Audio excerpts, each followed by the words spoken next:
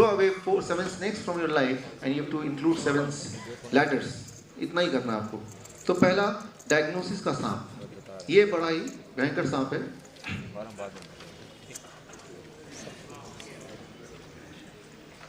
This one. अब देखिए diagnosis दुनिया में डायग्नोसिस के जो पैरामीटर्स हैं, 1997 में ये पैरामीटर थे 140 जो फास्टिंग ब्लड शुगर है, और 1997 में चेंज होके बोल दिया 126। जिस दिन ये चेंज हुआ 1997 में और 140 से 126 पे आया, यानी कि पैरामीटर को थोड़ा और कम कर दिया, 14% नए population they become diabetic overnight. कल रात तक तो ठीक ही थे, सुबह का अखबार पढ़ के हम तो डायबिटिक बन गए। 14% न्यू पॉपुलेशन। तो आप डायबिटिक हैं या नहीं है वो आप डिसाइड नहीं कर रहे हैं, वो कोई और बैठा डिसाइड कर रहा है कि आप डायबिटिक है कि नहीं है। लेकिन अब ये उससे और कम हो गया, अभी 100 के करीब हो गया है। तो जितना ये स्क्वीज होता जाएगा उतना डायबिटिक पॉपुलेशन ऑटोमेटिक बढ़ती जाएगी। 2003 में 2002 और 3 की बीच की बात है, जब ये 126 से 100 में आया, और 2002 में इंडिया में करीब 60 लाख लोग डायबिटिक थे, और 2002 के बाद 2003 में करीब 3 करोड़ लोग डायबिटिक थे। एक साल में इतने डायबिटिक लोग कैसे बढ़ गए? वो ऐसे बढ़ गए कि उसके जो नियम है डायबिटीज़ के आंकड़े हैं वो बदल गए हैं। सो अब डायबिटिक एक्चुअल डायग्नोसिस क्या हो सकता है? किसी का फास्टिंग ब्लड शुगर अगर 150 से कम आ रहा है तो चिंता की कोई विषय नहीं है, और किसी भी समय में अगर 200 से अधिक नहीं आ रहा है तो भी चिंता की वजह नहीं है। इतना एक मोटा मोटा दिमाग में रखें तो ठीक होगा, पहली बात।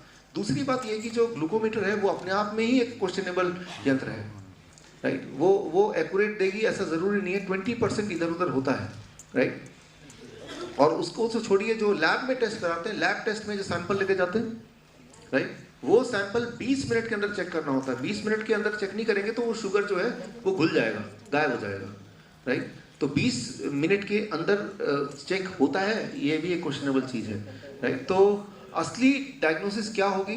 हाउ यू फील, आप कैसा फील कर रहे हैं, that is the real diagnosis. अगर आप ठीक फील कर रहे हैं सब कुछ ठीक है, राइट। अगर आप थके हुए फील कर रहे हैं, रोज़ सुबह थके हुए उठते हैं, 1-1 घंटे तक थके ही रहते हैं, बहुत गुस्सा आता है, डिप्रेशन में रहते हैं, राइट, और या तो खाने का मन नहीं करता या टेस्ट नहीं आता, इस तरह के कोई अगर सिम्टम्स हैं तो दिस मीन्स मामला गड़बड़ है। और गड़बड़ है भी तो चिंता की बात नहीं है, 7 सीढ़ियाँ हैं आपके पास चढ़ने के लिए। लेकिन उनमें से सबसे बड़ी सीढ़ी देखिए, इस पर कौन सी सीढ़ी है? येलो वाली। मैं मानता हूँ सबसे बड़ी सीढ़ी ये है, और ये यहाँ पे कुछ नया है आपके लिए, जिन लोगों ने मेरा ये लेक्चर पहले भी सुना था। ब्रिटिश मेडिकल जर्नल का ये डॉक्टर स्ट्राइक में भी good for your health, right. British medical journal 2000 की बात है कि डॉक्टर की स्ट्राइक हो जाए तो आपकी हेल्थ अच्छी अपने आप हो जाएगी, मैंने पहले आपको बताया था। या Oxford journal mortality rate goes down when doctors go on strike, right. तो जस्ट मैं आपको याद दिला रहा हूँ, वो रेफरेंस भी आपको दे रहा हूँ। सबसे बड़ी सीढ़ी, सबसे इंपॉर्टेंट सीढ़ी, आपने आज देखा था फर्स्ट पार्ट से पहले आलोक श्रीवास्तव जी स्टेज पे आकर उन्होंने कोलेक्ट्रल आर्टरीज की बात की कि नए आर्टरीज खुल गए हैं, राइट। सो हम सबके बॉडी में भगवान ने सिर से लेकर अंदर पैर तक कुछ आर्टरीज बनाए हैं जो सोए हुए आर्टरीज हैं, राइट। वो इमरजेंसी में, जैसे गाड़ी में स्टेपनी होती है, वो हमेशा यूज़ नहीं करना है, जब इमरजेंसी होगी तो वो स्टेपनी हम यूज़ कर सकते हैं। वैसे ही हमारे सबके बॉडी में बचपन से अभी तक इमरजेंसी स्टेपनीज हैं, इमरजेंसी आर्टरीज हैं, वो दिखने में कुछ ऐसी हैं। इसमें जो ब्लू रंग देख रहे हैं आप, दैट इज अ स्टेपनी। वो हमेशा काम नहीं करेगा, लेकिन जो मेन लाइन है वहाँ सप्लाई अगर बंद हो जाएगी, वहाँ अगर ब्लड क्लॉट हो जाएगा, जम जाएगा, तो ब्लू लाइन है वो खुल जाएगी। लेकिन ब्लू लाइन खुलेगी तभी जब उसको खुलने के लिए नाइट्रिक ऑक्साइड, आलोक श्रीवास्तव ने बताया था आपको, नाइट्रिक ऑक्साइड जब बॉडी को मिलेगा तभी वो टूल है, राइट। स्टेपनी होना बड़ी बात नहीं है, स्टेपनी को अगर आपको लगाना है तो आपको कुछ यंत्र चाहिए, टूल चाहिए। तो हमारे बॉडी का टूल है नाइट्रिक ऑक्साइड। और नाइट्रिक ऑक्साइड बॉडी कब बना पाती है? नाइट्रिक ऑक्साइड बॉडी तब बना पाती है जब आप खाते हैं eating the whole unrefined food. For example, ये जो सेब है, ये सेब अनरिफाइंड है, होल फूड। होल फूड मतलब, होल फूड का मतलब होता है जिस फॉर्म में नेचर ने बनाया है उसी फॉर्म को बिना बदले वैसे का वैसे अगर आप खा रहे हैं, that is called whole food. इसका अगर हम कुछ तड़का लगा देंगे तो वो होल फूड नहीं रह जाएगा। तो जैसे हम पालक को लेते हैं ऐसे ही खा लेंगे या उसको जूस बना लेंगे तो वो होल फूड है। उसका अगर पालक पनीर बना देंगे, उसका पालक पराठा बना देंगे तो वो होल फूड नहीं रहेगा। Whole food means the food which without changing the form, if we take it in the same form, that is whole food. जब आप होल फूड खाते हैं उसी फॉर्म में, तो ही आपकी कोलेट्रल आर्टरीज खुलती हैं, क्योंकि तो ही बॉडी नाइट्रिक ऑक्साइड बनाता है। नोबेल प्राइज विनिंग साइंस 1998 के अनुसार, राइट। Thank you friends. ये कल रात को स्पेशली इस प्रोग्राम के लिए इन्होंने ये टाइम दिया, 1 घंटे का टाइम। ये पूरा लेक्चर 1 घंटे का, इनका जो इंट्रैक्शन मेरा 1 घंटे का है, वो यूट्यूब पे डाल के या आपको डीवीडी में आपको वैसे भी दे दूंगा, सो दैट ये वाला टाइम हमारा सेव हो जाए। जो और इंटरेस्टिंग चीज़ इनका है आप सुनना चाहेंगे सब। यहाँ पे इन्होंने जो बोला है बिल क्लिंटन के बारे में, बिल क्लिंटन अपने खुद भी बोला और इन्होंने भी बोला है, और वाइस प्रेसिडेंट ऑफ यूएसए वो भी अब इस डाइट पे है, जिस डाइट की बात हम कर रहे हैं आज, right, the diet which we are talking about. तो और that is the only way. और जिन्होंने स्टीव जॉब के बारे में बोला कि वो 30 साल से कैंसर पेशेंट थे ऑलरेडी, और 30 साल से उनकी डाइट यही थी, बिना दूध के, बिना मीट के, और plant food and that too a whole food. और 30 साल तक उनका कैंसर वहीं का वहीं था। और जब डॉक्टर्स को पता चला, डॉक्टर्स ने फोर्स किया कि आपको मीट खाना चाहिए, मीट का प्रोटीन से आपका कैंसर ठीक होगा। और मजबूरी में डॉक्टर के कहने पे जैसे ही उन्होंने मीट खाना शुरू किया, अभी आपने सुना, तो उसके बाद उनका देहांत हो गया। सो द मेन रीज़न इन्होंने बोला कि वो मीट खाने से और डॉक्टर्स की कीमोथेरेपी वो सब वो सर्वाइव नहीं कर पाए। सो तो हम यहाँ पे एक इम्पॉर्टेंट सीढ़ी पे थे, and that is the bypass. It is called collateral arteries, इसे कहते हैं नेचुरल बाईपास। और ये बिल क्लिंटन केस में ऐसे ही हुआ, जब उनके सारे बाईपास सर्जरी, हार्ट और एंजियोप्लास्टी फेल हुए, फाइनली वो इस डाइट पे थे। आलोक श्रीवास्तव जी भी इन्हीं डाइट पे हैं, आप स्टेज पे आकर उन्होंने बताया आपको। सो ये डाइट क्या है, वो उस डाइट यही है जो मैं आपको अभी बता रहा हूँ। वो लिख के भी आपको दूंगा कि वो डाइट एक्जैक्टली कैसे लेना है। फिलहाल तो आप ये समझिए कि कुछ स्नेक्स को आपको हटाना है, कुछ लेटर को जोड़ना है। अब यहाँ पे कल जाके आपको क्या करना है, आज जाके क्या करना है, आपको 2 काम करने हैं, वॉयलेट और इंडिगो कलर। वॉयलेट कलर के स्नेक और इंडिगो कलर के स्नेक को बाहर फेंकना है, और वॉयलेट कलर के और इंडिगो कलर के लेटर्स को घर पे लाना है। इसमें हम पहले चलते हैं वॉयलेट में। अब देखिए, एक सांप, एक सीढ़ी, धूप, सनशाइन, राइट। आजकल धूप कम से कम होता जा रहा है हमारी ज़िंदगी में। आज से कुछ साल पहले जिस गाड़ी में एसी हुआ करता था, बाहर लिखा था AC 800, राइट। तो हम बोलते देखो इस गाड़ी में एसी है। अभी सर्दियां हो, गर्मियां हो, सारी खिड़कियां बंद और एसी चालू, राइट। सो एक धूप का एक डायरेक्ट कनेक्शन है बीमारी को रोकने में या रिवर्स करने में। एंड जो लोग डायबिटिक हैं, वो सोचिए, जो लोग सीवियरली डायबिटिक इंसुलिन पे हैं, क्या उनको रोज 1 घंटे का धूप दे रहे हैं अपनी बॉडी को? अगर नहीं दे रहे हैं, फिर सोचते हैं हम ठीक हो जाएंगे, तो थोड़ा सा एक डिस्टेंट ड्रीम है, याद रखना पड़ेगा आपको, पेशेंट को बताना पड़ेगा। एक सांप है, more cooking time, more risk of diabetes.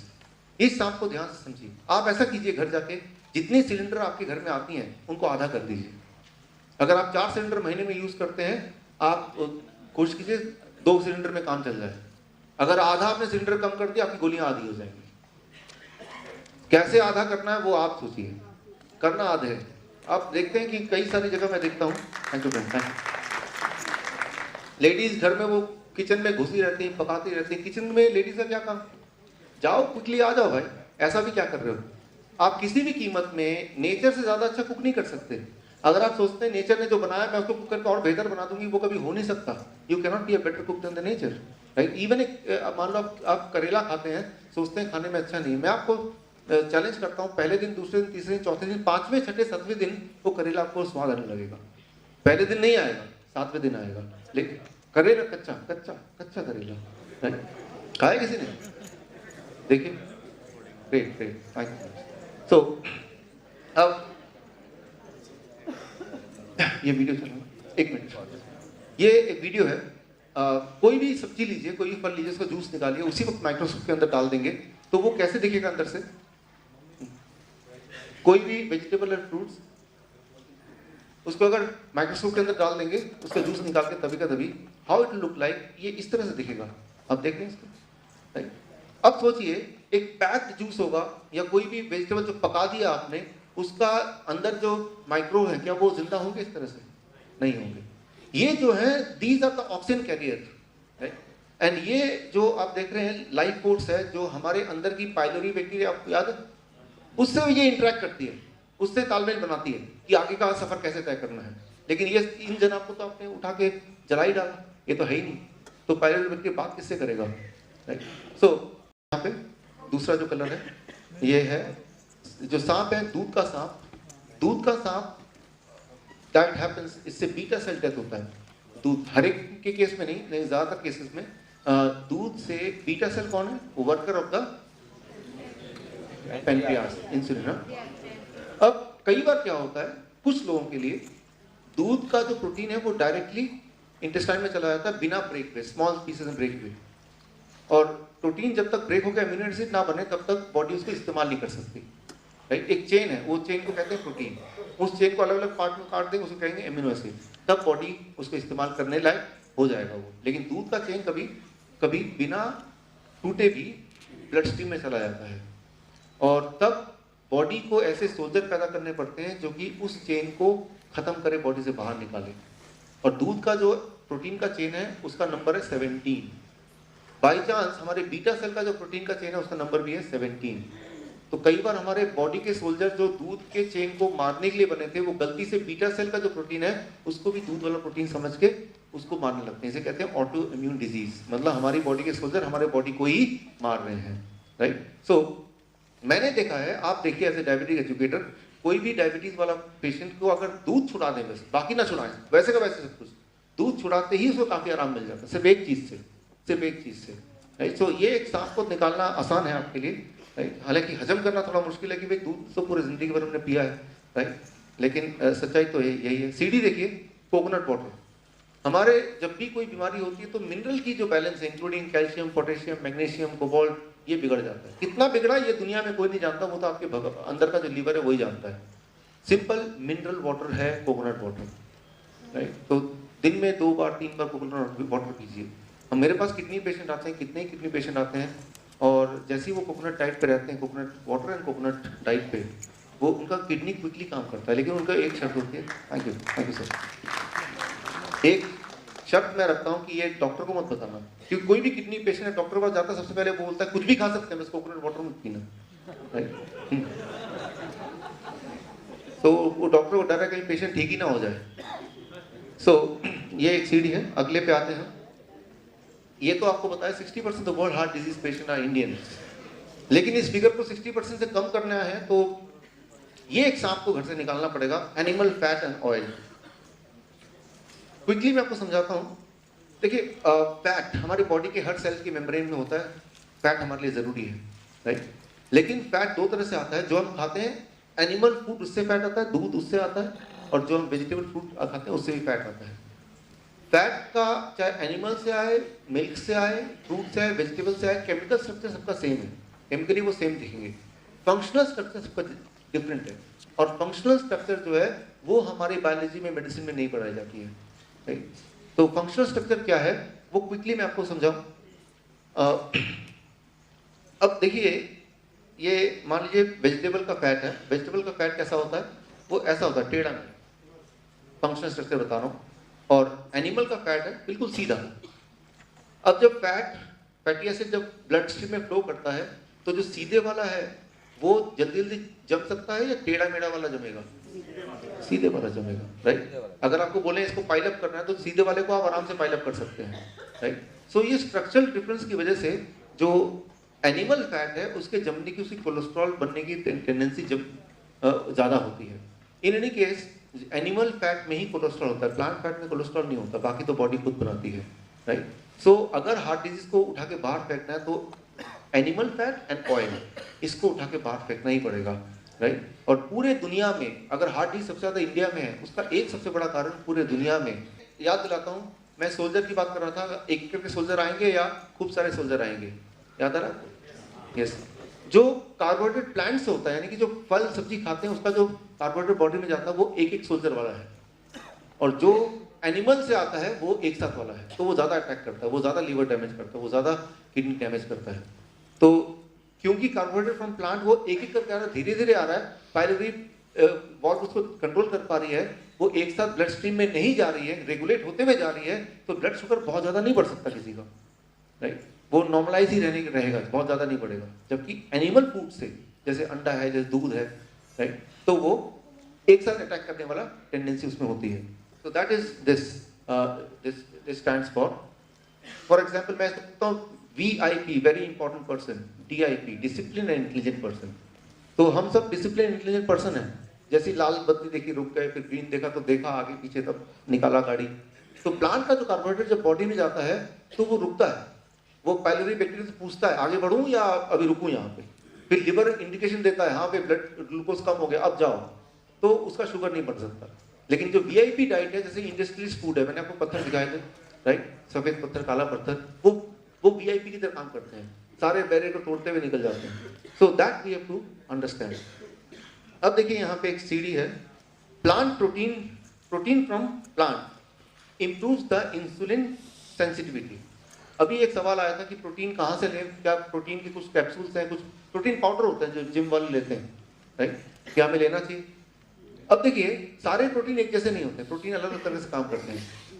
इसमें जो प्लांट प्रोटीन है, पहली बात तो इंसुलिन है, इंसुलिन किस चीज़ की बनी है? इंसुलिन बनता है प्रोटीन का राइट। सो आपने देखा कि आपके घर में लोहे का एक दरवाज़ा बना है या ताला बना है और एक स्टेनलेस स्टील का ताला बना है, तो क्वालिटी पे डिपेंड करेगा वो ताला कितनी देर तक चलेगा राइट। दोनों ही लोहा है बट एक ज़्यादा देर तक चलेगा, एक जल्दी खराब हो जाएगा। सिमिलरली जो प्लांट प्रोटीन से जो इंसुलिन बनता है वो ज़्यादा सेंसिटिवली काम करता है। कहने को वो प्लांट प्रोटीन है but it is different from the animal protein. So that means that हम यहाँ पे भी वही सेम बात आती है कि हमें प्लांट डाइट पे ज़्यादा होना चाहिए। सो इसका उल्टा अगर करते हैं, animal protein from the animal food वो इंसुलिन को की सेंसिटिविटी को कम करती है, इसका ठीक उल्टा राइट। अब आगे चलते हैं हम। High level of insulin in the blood leads to prostate cancer. देखिए अब इसको जरा समझिए कि एनिमल प्रोटीन से अगर इंसुलिन बनेगा तो उसकी सेंसिटिविटी कम या ज़्यादा? कम होगी तो ब्लड शुगर को सेल के अंदर पहुंचाने के लिए ज़्यादा इंसुलिन बॉडी को बनाना पड़ेगा, कम बनाना पड़ेगा? ज़्यादा इंसुलिन बनेगा। तो याद रखिए इंसुलिन का एक और काम है आपके ग्रोथ को बढ़ाना। इंसुलिन दो काम करता है, एक तो शुगर को पहुंचाता है अंदर, दूसरा बच्चे कुछ टाइम में बॉडी की ग्रोथ को बढ़ाता है राइट। और अब जो चीज बहुत जल्दी ग्रो हो, जरूरत से ज्यादा ग्रो हो, उसे कहते हैं ट्यूमर, उसे कहते हैं कैंसर। कैंसर तो बीमारी नहीं, बट बॉडी का एक अंग अगर ज्यादा तेजी से बढ़ने लगा है बाकी अंग के मुकाबले में, that is what is cancer.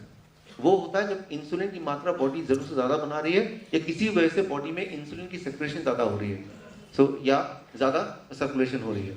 So that is about the insulin. तो किसी भी हालत में हमें ये देखना कि इंसुलिन का लेवल कम होना चाहिए। कई लोग ऐसे होते हैं जो अदरवाइज हेल्दी दिखते हैं, अचानक कैंसर डिटेक्ट होता है, दैट मीन उनके बॉडी में इंसुलिन की सेक्रेशन जरूरत से ज्यादा थी राइट। सो नाउ ये मैंने साथ ऑलरेडी आपको बताया था, शुगर अगर बॉडी में ज्यादा सर्कुलेट करेगा तो वो रिंकल्स बन जाएंगे, क्योंकि बॉडी उसको कहीं छुपा नहीं पा रहा है तो स्किन के नीचे छुपाता है, तो जिससे झुर्रियां पड़ जाती हैं। तो शुगर को छोड़ेंगे। अभी आपने सुना जॉन मैकडॉवल को कि Bill Clinton he looks handsome now in comparison to before. अभी वो ज्यादा, आप भी अगर फोटो देखेंगे आज और पहले की, उनकी कभी 10 साल पहले की आप अभी देखेंगे तो he is more smart, more powerful and more strong then ever right. So that is because he left sugar right. So sugar मतलब इंडस्ट्रियलाइज्ड फूड राइट। प्लांट का जो शुगर है, प्लांट का जो ग्लूकोज है, दैट इज गुड राइट। सो यानी कि फिर झुर्रियां वगैरह नहीं होंगी। अगर झुर्रियां है भी तो वो रिवर्स हो जाएगा, कुछ दिन में आपको दिखेगा कि you are looking younger than before. Now hope of recovery and that is one important thing. कई सारे पेशेंट आते हैं, वो सारा रूल फॉलो करते हैं लेकिन समहाउ बोलते हैं हम रिस्पॉन्ड नहीं कर रहे, ठीक से नहीं हो रहा। फिर मैं उनको बोलता हूँ आप मेरे सेमिनार में आओ। जब सेमिनार में आते हैं बहुत सारे लोगों को देखते हैं वो ठीक हो चुके हैं, उसके बाद जब सेम ही डाइट खाते हैं मैंने देखा कि अब फर्क पड़ता है उनको। So hope for to recovery कि मैं ठीक हो सकता हूँ, that will play an important role. क्यों? क्योंकि जैसे हम होप करते हैं मैं ठीक हो सकता हूँ, बॉडी के जो सेल्स हैं उनके दरवाजे थोड़े से पहले से खुल जाते हैं, बॉडी की इम्यूनिटी, व्हाइट ब्लड सेल थोड़े और बढ़ जाते हैं, प्रोडक्शन उसकी बढ़ जाती है, इम्यूनिटी स्ट्रांग होगी तो बीमारी कम होगी। सो hope for recovery is one important thing.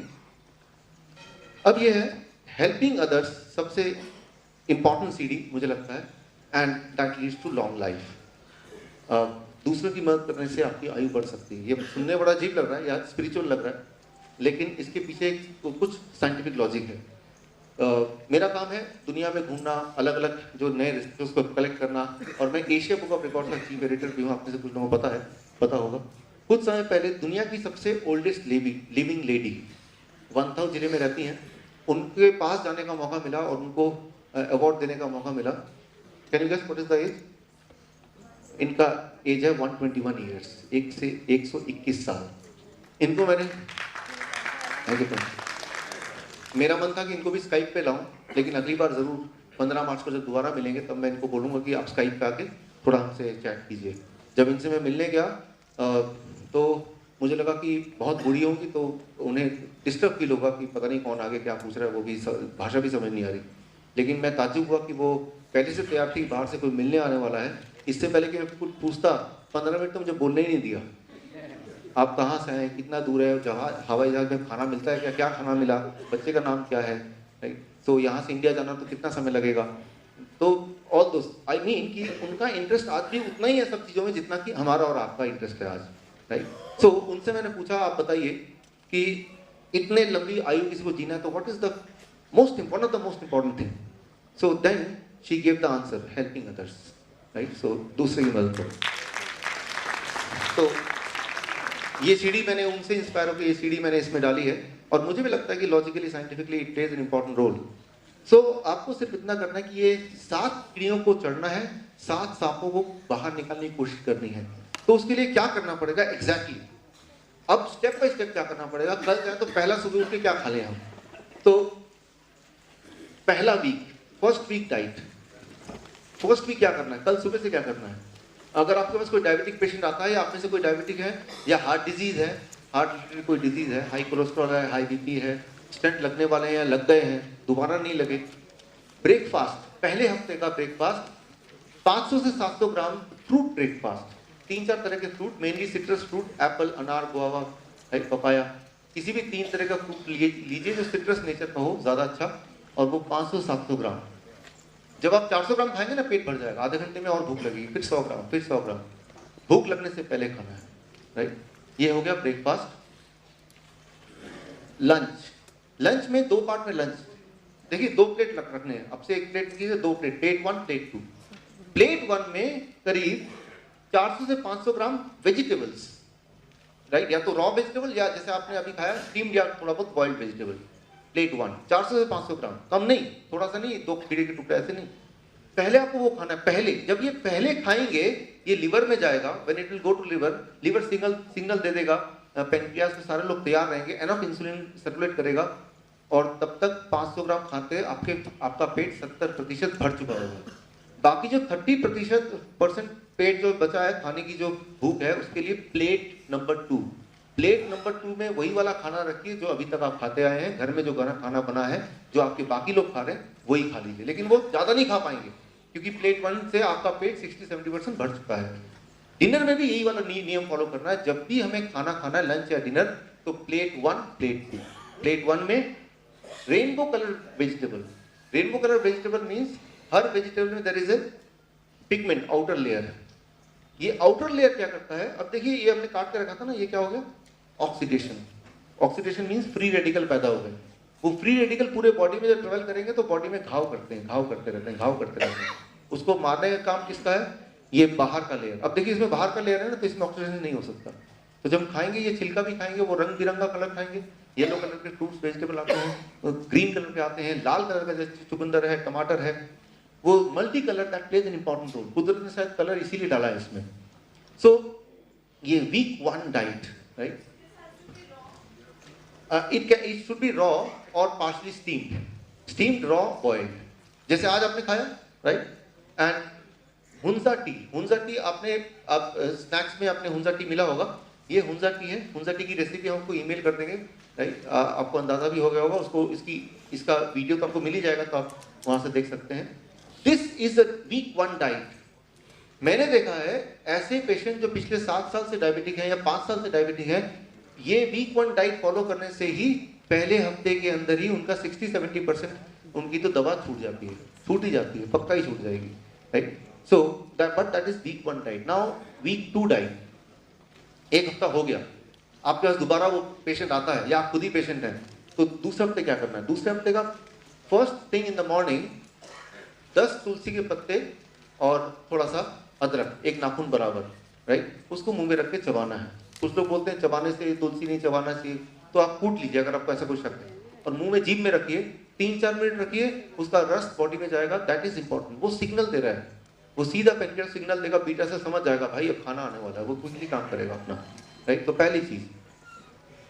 उसके बाद ब्रेकफास्ट में नाइट्रिक ऑक्साइड ब्रेकफास्ट, इसमें मूंग होगा, राइट, कोकोनट होगा, नारियल, सोप बादाम होगा, टमाटो होगा, बीटरूट होगा, ग्रीन चिल्ली होगा, कोरिएंडर लीव्स, धनिया होगा, लेमन फॉर टेस्ट होगा। ये सारा मिला के करीब 300 से 400 ग्राम, राइट। ये रेसिपी आपको मिल जाएगा बिकॉज डीवीडी थ्रू यूट्यूब आपको मिलने वाला है, जो हम मेल करेंगे आपको लिंक। तो ये होगा ब्रेकफास्ट। ये जितना खा सके उतना अच्छा, जितना ज़्यादा खाएंगे उतनी जल्दी क्योर होंगे। ये ब्रेकफास्ट नाइट्रिक ऑक्साइड बॉडी में प्रोड्यूस करेगा। नाइट्रिक ऑक्साइड का इंपॉर्टेंस मैंने आपको थोड़ा सा हिंट दे दिया है already. Lunch, Hawaiian lunch week 2 में। ये लंच बनाने के लिए 2 slice potato, French beans, capsicum, green chilli, lemon to taste, coriander leaves, right, लौकी या तोरी 300 ग्राम। ये इस तरह से उसको काट के अगर वो कर देते हैं, थोड़ा सा स्टीम कर देंगे तो ये अच्छा टेस्टी फूड बन जाता है, राइट। तो ये this can be lunch and this can be dinner also. Along with this lunch and dinner आपका जो कन्वेंशनल लंच है, जो आप बाकी लोग खा रहे हैं, वो भी 20-30% खा सकते हैं इसको खाने के बाद, राइट। सो स्नैक्स में यानी कि 12 बजे और 5 बजे, ना तो लंच और ना तो डिनर का टाइम है, 200 ग्राम के करीब सिट्रस फ्रूट। सिट्रस फ्रूट में कोई भी फ्रूट, जैसे संतरा है, जैसे किन्नू है, जैसे मौसमी है, जैसे अनानास है, इस तरह का कोई भी, इवन एप्पल है, इवन अनार है, ये में से कोई भी फ्रूट बदल के आपको लेना है। 200 ग्राम 200 ग्राम, 200 का 250 हो सकता है, 300 हो सकता है, जितना ज़्यादा हो उतना अच्छा, राइट। लेकिन जब ये खाना खाएंगे तो उस वक्त कुछ 4-5 नियम आपको या 7 नियम ध्यान रखने हैं। नियम number 1, eat before you feel the hunger. भूख लगने के बाद नहीं, पहले ही खाना है। इतना खा के रखना है कि भूख लगे ही ना, राइट। भूख लगने का इंतजार नहीं करना है। जैसे भूख लगती है ना तो ब्रेन सीधा बोलता है यार वो चिप्स कहाँ गया, पहले तो वो खा लूँ फिर सोचता हूँ कुछ, राइट। तो वो मौका नहीं देना। पहला नियम, खाओ इतना कि भूख लगने से पहले, और ये सारा खाना अपने पास पहले से ही हो कि भूख लगी नहीं, पहले ही खा लिया। रूल नंबर 2, टाइम मतलब स्लोली खाओ, बिल्कुल धीरे धीरे खाओ, चबा चबा खाओ। जब धीरे जैसे सीना एक करके जाएगी ना, तभी जल्दीबाजी में नहीं खाना, जब जल्दी हो तो खाना ही नहीं है। रूल नंबर 3, टाइम अगेन, एक बार फिर से टाइम की बात करेंगे, लेकिन इस बार टाइमली खाना है। लंच का टाइम, डिनर का टाइम, ब्रेक, मैंने आपको एक्सप्लेन किया उसका रीजन, साइंटिफिक रीजन, राइट। सोने का टाइम, टाइमिंग बड़ा मैटर करता है। क्या खा रहे हैं वो तो ठीक है, लेकिन किस तरह से खा रहे हैं वो बड़ा मैटर करता है। मेरे कई सारे पेशेंट हैं वो यही खा रहे हैं लेकिन वो ठीक नहीं हो रहे, राइट। चौथा rule, no to all kind of supplements, milk and milk product, refined and packed food, sugar, salt and oil. ये जितना कम हो उतना अच्छा है। ये rule number 4। Rule number 5, half an hour of physical exercise. कोई भी एक्सरसाइज, चलना, दौड़ना, ब्रीदिंग एक्सरसाइज, प्राणायाम करना, कुछ भी चीज जो आपको अच्छा लगे। रूल नंबर 6, सनशाइन, धूप। इसके बारे में तो पहले भी 2 बार बात हो चुकी है। ज्यादा होने से कुछ नहीं होगा, कोई दिक्कत नहीं। ये मिनिमम है, ये मिनिमम है सब कुछ। इससे ज्यादा हो तो अच्छा है। सनशाइन, कम से 1 घंटा सनशाइन तो के सामने तो रहेगी, धूप के सामने रहेगी। Rule number 7, blood sugar monitoring. एक इंपॉर्टेंट रूल, सबसे इंपॉर्टेंट रूल ये है, जब आप इस डाइट पे रहेंगे, पहले 3 दिन के अंदर आपका ब्लड शुगर इतना कम हो जाएगा कि आपको मजबूरी हो जाएगी ड्रग डोज रिड्यूस करने के लिए। लेकिन अगर आपने दवाई रिड्यूस नहीं की और ये डाइट लेते रहे तो क्या होने वाला, हाइपोग्लाइसीमिया हो जाएगा। इसीलिए आपको मॉनिटरिंग करनी है, और अगर देखना है, और हर 3 दिन में आपको थोड़ा 1/4 ऑफ द ड्रग्स कम करने पड़ेंगे। यानी कि वीक्स और 10 डेज के अंदर पूरा 0 करेंगे, तब भी फास्टिंग 140 और या 150 और पीपी कितना 200 से नीचे इतना मेंटेन होगा। तो monitoring will play an important role. और ड्रग्स एकदम से नहीं, कल से छोड़ दिया, ऐसे नहीं करना है, वो धीरे धीरे छोड़ना है। और वो आप अप्रोक्सीमेट नहीं, in response to the sugar monitoring. हालांकि मैंने आपको बताया कि जो ब्लड शुगर मशीन है वो अपने आप में भी फॉल्टी है, 20% वेरिएशन बताता है, लेकिन चलो फिर भी कुछ तो आइडिया देगा, राइट। 200 का 500 नहीं बताएगा वो, 200 का 230 बता सकता है, राइट। तो अप्रोक्सीमेट आइडिया आपको हो जाएगा। तो ड्रग्स को धीरे धीरे बॉडी से निकालना है। You have to taper down the medicine from the body.